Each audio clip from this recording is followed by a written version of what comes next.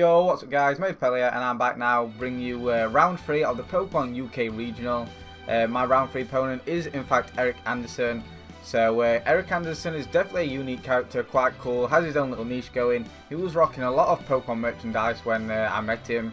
He had the Fennekin hat on, he had a lot of Pokemon t-shirts on, and he looked pretty cool and interesting, as does his team, looking very strong.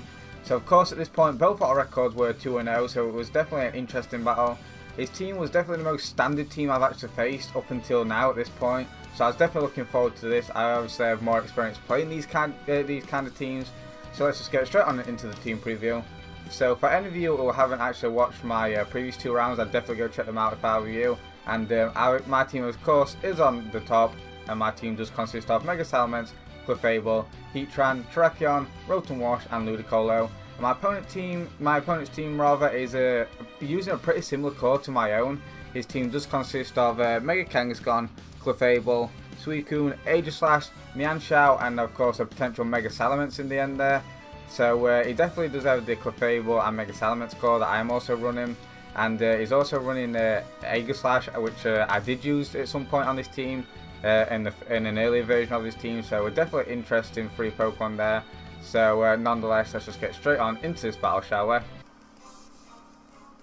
So as you can see, my opponent's actually going to decide to lead off with his Mienshao and I believe his Aegislash, as I actually decided to lead off with my Terrakion and Rotom. I was definitely expecting a potential double fake out coming out. Nonetheless, I was ultimately predicting his Mienshao to come out if he were to bring this. So right off the bat, I'm just going to play it a little safe at this point. I'm actually going to go for a double protect. I have no reason not to be perfectly honest. That's what my opponent goes for, as my opponent does decide to try and fake out the Rotom slot and actually reveals a Flash Cannon onto the Terrakion slot. So here what I'm actually going to decide to do is conserve my Terrakion. Big threat for his Mega Kangaskhan, which I'm expecting him to have in the back. I'm actually going to play Switch and pull out into my Salamence, getting off the Intimidate onto his Mienshao, which is nice. And actually expecting his Aegislash to go for the King Shield, just play a little bit more conservative at this point. And I'm actually going to try and get off a Will-O-Wisp onto the Mienshao. As my opponent actually reveals a low sweep, targeting the Salamence, which is nice. Of course, being at -1 and resisted does absolutely nothing. However, it does get the speed drop, which is a little bit hindering in my opinion. So I do manage to land the Will-O-Wisp, which is great, because this thing is now at -1, of course, burnt. I do not have to take any of its attacks relatively well. So here my plan is to actually double target the Aegislash. It is the biggest threat. Like I said, his Mienshao is pretty much crippled at this point. I am actually running the Earthquake, so I'm going to try and double target the Aegislash. It was my plan in mind when making the switch on into Salamence. So I do just go for Hydro Pump, as it is the most powerful attack my Rotom does have. And yeah, I do a solid 50%, but as you can see, I'm fortunate for my opponent to score a crit, which I was expecting it to do a lot more regardless, but this is definitely one bulk Aegislash. And I'm actually going to decide to go for Earthquake, but even with the crit, I'm not actually going to manage to pick up the KO, which is really unfortunate considering my opponent's Aegislash is in fact a weakness policy Aegislash.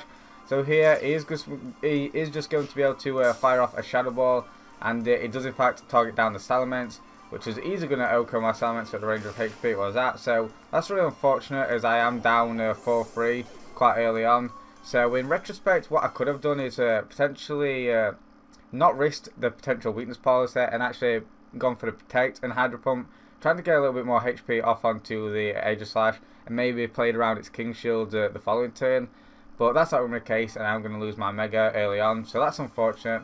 However, I do get free switch into my Heatran, which I do know I can potentially pick up 2 KOs here. So my opponent actually reveals the Shadow Sneak as opposed to the Wide Guard, which is great. Nonetheless, I did just go for the Heat Wave. It was a safe play by me.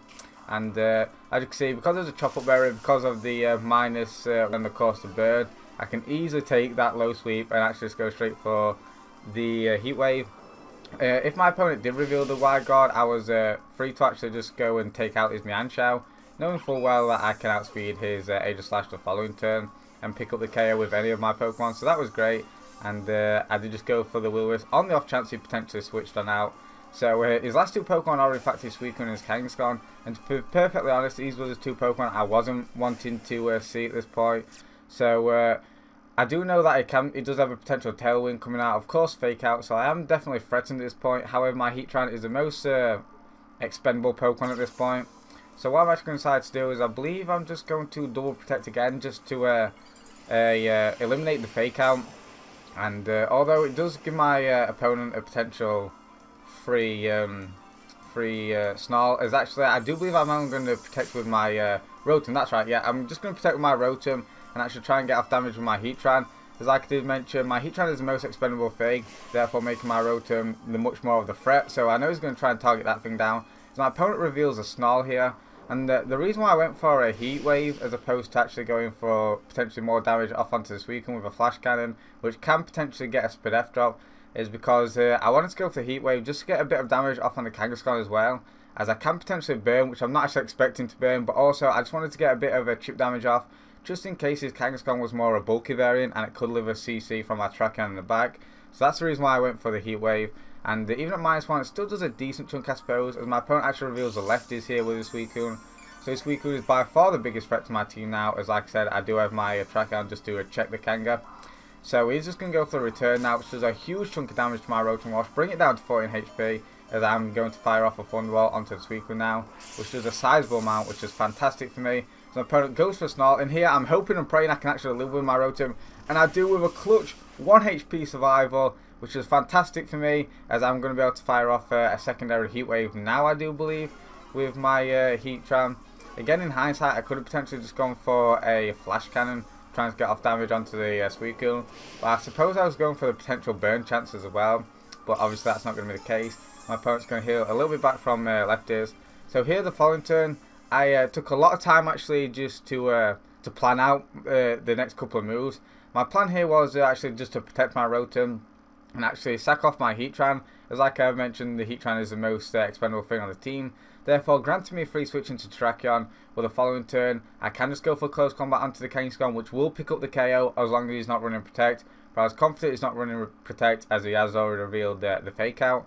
And then the same turn, I would be able to go for a Thunderbolt onto the Suicune, because I have already revealed I'm in fact faster than his Suicune. Therefore, getting a bit of damage off on his Suicune, it wouldn't be able to KO, of course, being at -1. However, it will put it into the range where another Thunderbolt or even a close combat would kill.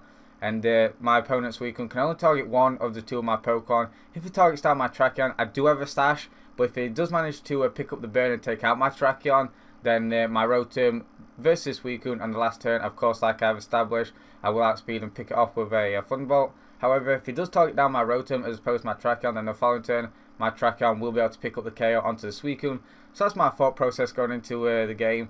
But as you can see, I'm actually not going to protect my Rotom, and the reason being, it's a huge misclick. I was supposed to click the protect, and the reason why is that the time was ticking down. I was taking a while to think through the turns, and I unfortunately rushed and misclicked, clicked Thunderbolt, and I don't know how I didn't realise I didn't click protect. It's really unfortunate for me, and my opponent's going to pick up a double KO, bringing me down to my last now with my Terrakion. So I'm really in a bad position. From working out a winnable position, I'm now put myself into a losing position, which is really hard to rewatch. So here, basically, I have to target down the Kangaskhan, in my opinion. I don't want this thing to keep setting up, and I have to hope that I can potentially flinch with a Rock Slide onto the Suicune the following turn. Bearing in mind I do not get burned, so I'm just going to target down the Kangaskhan here. Easily picking up the KO, which is nice. So bring it down to 1-1, as my opponent's freely just going to be able to go for a Scald now. So again, like I said, it does come down to whether my opponent will in fact burn. If he does burn, then the game is over. So he does go for a Scald. There's a whole chunk of damage to my Trakan, but thankfully it does not burn. So here, after the lefties, I was sure that the close combat would do nowhere near enough damage to the Suicune, as it doesn't. It's a solid 3-8 KO. So unfortunately, a close combat wouldn't be able to KO. So I'm forced to go for the Rock Slide and forced to hope for a flinch here, to be perfectly honest. So that's exactly what I'm going to go for, as my opponent's just going to play the Protect just to heal a little bit more lefties back, which is a nice play, of course, giving him every chance of winning this game. So like I said, I do need to go for the Rock Slide. Hope I do enough damage to the point where close combat will KO and ultimately get the flinch. So I'm just going to go for the Rock Slide, and it does a huge chunk of damage, and that's because I score a crit.